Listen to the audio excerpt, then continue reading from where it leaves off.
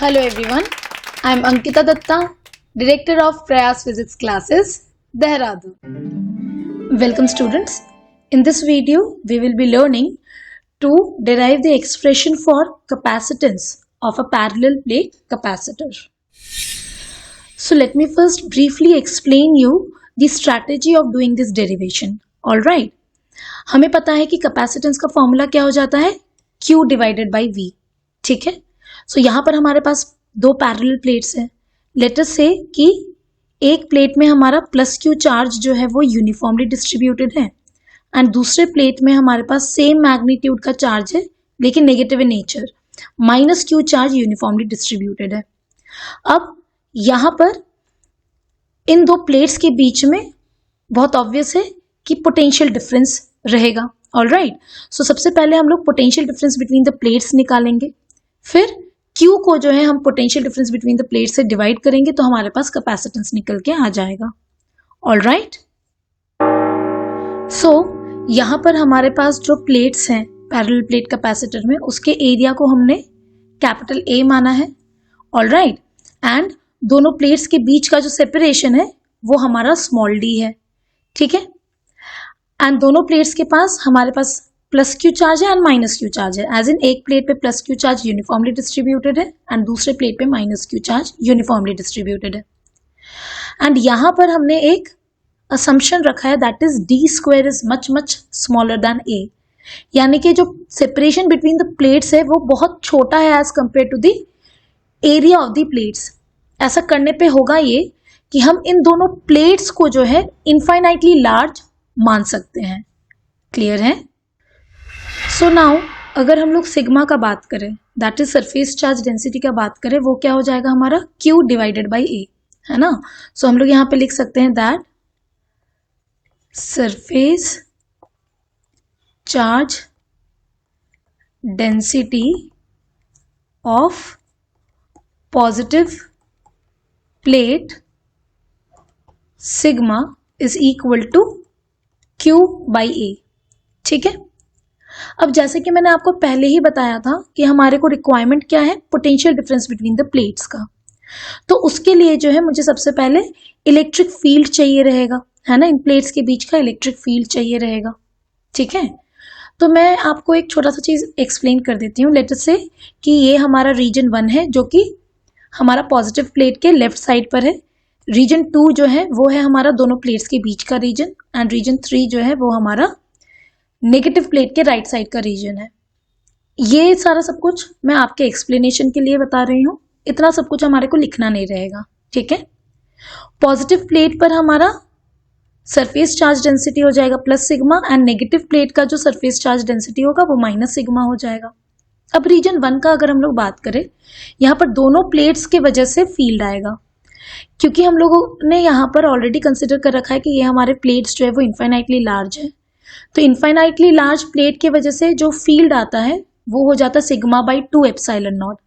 And आपको ये ध्यान होगा कि फील्ड जो है वो हमारा डिस्टेंस के ऊपर डिपेंड नहीं करता है in case of infinitely large plate. ठीक है, सो सबसे पहले अगर हम लोग रीजन 1 का अगर बात करें तो एक फील्ड आएगा हमारा पॉजिटिव प्लेट की वजह से.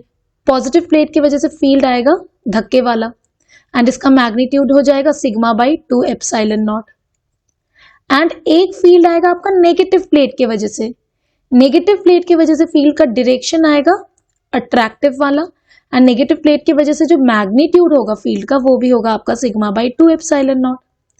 तो यहां पर आप क्लियरली देख सकते हैं कि दोनों फील्ड्स जो हैं एक दूसरे को कैंसिल कर रहे हैं. तो रीजन 1 में आपका नेट फील्ड 0 है. सिमिलरली अगर आप सेकेंड रीजन को आप एनालाइज करना चाहें, है ना, सॉरी थर्ड रीजन को अगर आप एनालाइज करना चाहें तो थर्ड रीजन में क्या होगा, अगेन एक फील्ड आएगा आपका पॉजिटिव प्लेट की वजह से और वो हो जाएगा अगेन धक्के वाला फील्ड. कितने मैग्नीट्यूड का, sigma by 2 epsilon not. Negative plate की वजह से अट्रैक्टिव फील्ड, इसका भी magnitude sigma by 2 epsilon not. Again यहाँ पर दोनों एक दूसरे को, दोनों फील्ड्स जो हैं एक दूसरे को कैंसिल कर रहे हैं. तो रीजन 3 में भी आपका फील्ड 0 आ रहा है, यानी कि प्लेट्स के बाहर आपका फील्ड ही नहीं है. क्लियर है क्या? सो अब हम लोग बात करेंगे about the field between the plate. ठीक है, सो बिटवीन द प्लेट में क्या होगा, लेट अस से कि मैंने एक पॉइंट कंसिडर कर लिया, एक फील्ड आएगा पॉजिटिव प्लेट की वजह से जो कि धक्के वाला फील्ड होगा, है ना, और इसका मैग्नीट्यूड होगा sigma by 2 epsilon not. Negative plate की वजह से अट्रैक्टिव फील्ड होगा, इसका भी मैग्नीट्यूड होगा सिग्मा बाई 2 एप्सिलॉन नॉट। यहां पर देख सकते हैं हम लोग कि दोनों प्लेट के वजह से जो फील्ड है वो सेम डायरेक्शन में है, तो यहां पर हमारे पास नेट इलेक्ट्रिक फील्ड आएगा। ठीक है, सो यहां पर हम लोग लिख सकते हैं that for region between the plates the electric field due to both the plates add up. All right, so हमारा नेट फील्ड क्या हो जाएगा, therefore net field E would be equal to sigma by 2 epsilon not plus sigma by 2 epsilon not, that is net field हो जाएगा हमारा sigma by epsilon not. All right, now plate के जो बीच वाला reason है वहां पर हम लोग फील्ड देख सकते हैं, it is directed from positive plate to negative plate, and बीच वाले रीजन में आपका फील्ड जो है वो यूनिफॉर्म भी रहता है। लेकिन जो आपका एंड्स वाला रीजन है ना, यहां पर जो है आपका फील्ड में जो है फ्रिंजिंग इफेक्ट आता है ना। सो क्योंकि हमने यहां पर ऑलरेडी मान रखा है कि d square is much much smaller than a, तो यहां पर हम लोग फ्रिंजिंग इफेक्ट को नेग्लेक्ट करने वाले हैं। सो अब हमारे को पोटेंशियल डिफरेंस चाहिए, तो पोटेंशियल डिफरेंस हमारा सिंपली क्या हो जाएगा, the potential difference between the plates V is equal to हो जाएगा हमारा E into D, है ना, क्योंकि हमारा फील्ड यूनिफॉर्म है इस वजह से जो है हमारा V is equal to E into D हो जाएगा। सिंपली E आ गया हमारा sigma by epsilon not into small d, sigma हमारा सरफेस चार्ज डेंसिटी था, तो V हो जाएगा हमारा, सिग्मा को लिख देंगे एज Q बाई A, ये आपका एप्सिलॉन नॉट और ऊपर में D आ गया।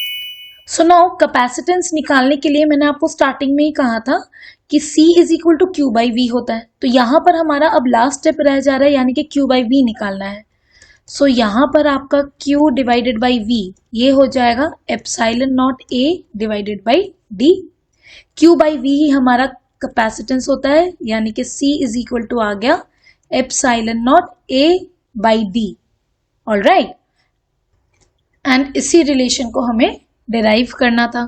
ठीक है, सो अब आप यहां पर ध्यान दीजिए, जो कैपेसिटेंस का एक्सप्रेशन आया है वो डिपेंड कर रहा है ए पे। ए जो है वो है हमारा area of the plates, D जो है वो है हमारा the distance between the plates, है ना, पैरेलल प्लेट्स के बीच का डिस्टेंस है, एंड एप्सिलॉन नॉट जो है वो है हमारा परमिटिविटी ऑफ फ्री स्पेस। यहां पर हमने जब कैपेसिटेंस निकाला था तब हमने ये मान रखा है कि इन प्लेट्स के बीच में वैक्यूम है। ऑलराइट, सो कैपेसिटेंस जो है वो बेसिकली डिपेंड कर रहा है on the shape and size of the capacitor and medium के ऊपर डिपेंड कर रहा है। ऑलराइट, सो आप ये चीज एकदम ध्यान रखिएगा कि कैपेसिटेंस जो है वो ना चार्ज के ऊपर डिपेंड कर रहा है, ना ही potential difference between the plates के ऊपर डिपेंड कर रहा है।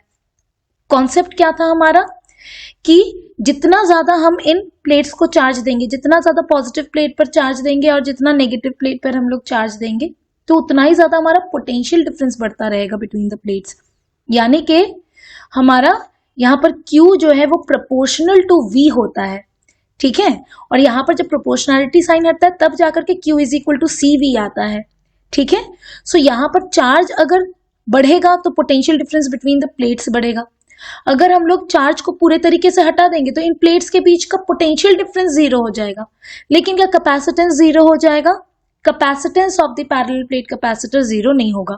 तो इस तरीके के कॉन्सेप्चुअल क्वेश्चन भी आपसे पूछा जा सकता है। So now we are done with our derivation. I hope कि आपको इस वीडियो में जो भी मैंने आपको एक्सप्लेन करा है वो आपको अच्छे से समझ में आया है। इन केस आपको कहीं पर भी प्रॉब्लम फेस हो तो please feel free to contact me. I will be very happy to help you.